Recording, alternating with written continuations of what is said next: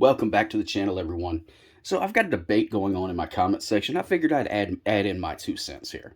Now, the debate is the ingenuity behind the AK. And well, it started out, I'm going to paraphrase a little bit here, but one person said, hey, the AK, it's a masterpiece, well thought out design. Other people chimed in and said, no, it's just something that's easy to mass produce. It's simple as can be. They made it as simple as possible. There's not really much design quality in it. And well, I'm going to add my 2 cents in. You see, making a gun this simple takes a lot of thought. Okay, we're going to start from the back and just work our way forward. Okay, stocks, every one of them does something. This one, it folds. Now, that's not a new idea by any means, but just understand every stock on these AKs, they do something. Particular wooden stock here, pop it open. Cleaning kit, which I got to tell you, this is an ingenious design in itself too. This cleaning kit will do everything you need on an AK. Let's pop this baby open and just talk about it in a minute, okay? The dust cover, yeah, it's just a dust cover. Covers the top, or anything in here can't pop back out at you. Also, stops dust. No big deal there. But the first big thing we're going to get to is the recoil spring, okay? Now this recoil spring, I'll show you. It's simple as can be. A spring held together with two pieces of wire.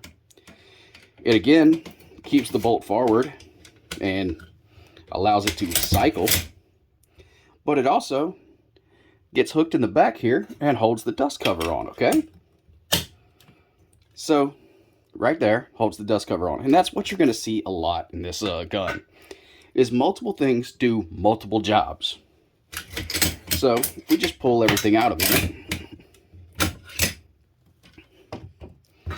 talking about this for a second, our carrier, our piston, all that, the piston, slight amount of movement in it, designed that way so that the gun can go together a little bit easier, and if it's not perfect, it still lines up and works.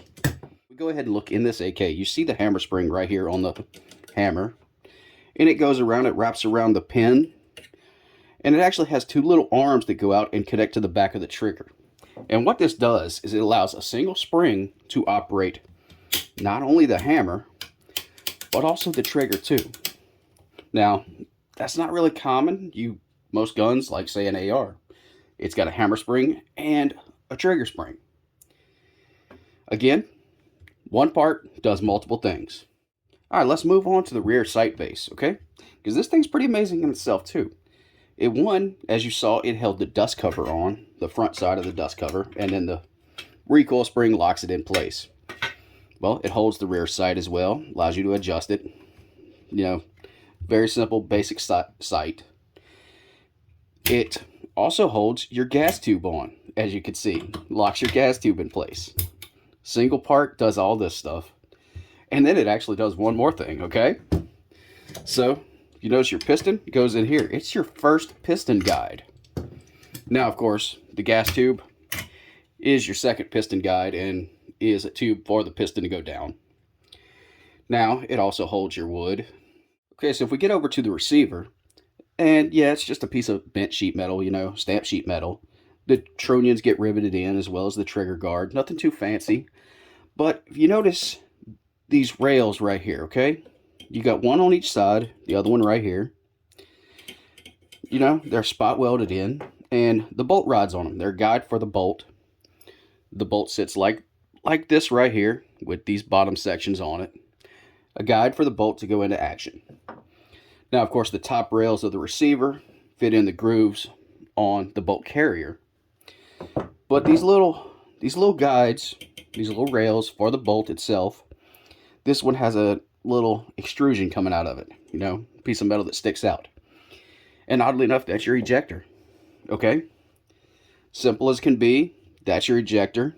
The bolt has a gap for the bullet to hit right there. See our gap right over here. And just the receiver itself ejects the round. As simple as can be. Nothing too fancy. Again, they made this thing as simple as could be. And I tell you now, they put a lot of thought into making this thing simple. Again, the trigger guard itself, just a trigger guard, bent piece of sheet metal, but also has the locking lever for your magazine. mag release, push this forward, comes out. Again, very simple, economical, and on top of that, they felt inclined to add this little piece of metal right here, which its job is exactly that, to stop the safety. So the safety can't go any further.